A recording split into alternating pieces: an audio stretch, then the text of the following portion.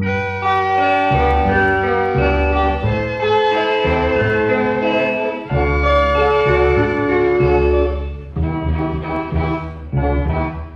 ខេត្តសៀមរាបប្រៀបថាណោសតកាលខ្ញុំប្រតិព័ន្ធការបាត់ដំបងដល់ចិនគំរួញគួញគិនគេងផ្សងតែបាត់ដំបងបងស្មាចំបាឥឡូវបានយល់ចំពេសៀមរាបក្រអូបជួតជ្រាបពោពេញអរាបងបានស្បាយពីរឿងស្នេហាដល់ការចំបាឲ្យរៀមក្រៀមក្រមរយព្រួយរយនឹករយសានទន្ទឹងពុំឃើញនំនឹងតែច្រៀងផ្ដាផ្ដាំកន្លងក៏ទៅជាយូរខែឆ្នាំតើឲ្យទ្រាំចាំដេចទៅចំបៃសៀមរាបបងអើយមានតែអ្នកហើយព្រះលោកដំរើ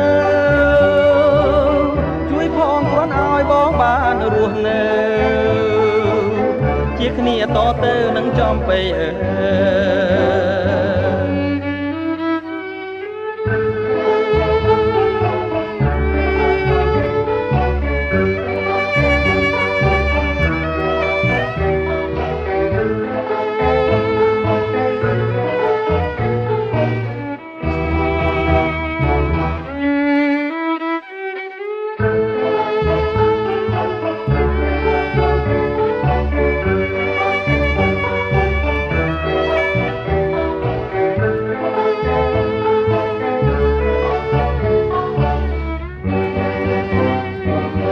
រយព្រួយរយនឹករយសានទន្ទឹង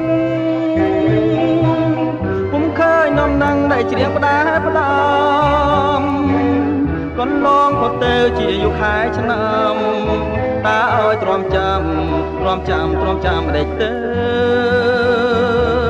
ពេលនេះចំបៃសៀមរាបបងអើយមានតែអ្នកហើយព្រះលោកដំរើជួយផងគ្រាន់ឲ្យបងបានរស់នៅជាគ្នាតទៅនឹងចំបៃអើ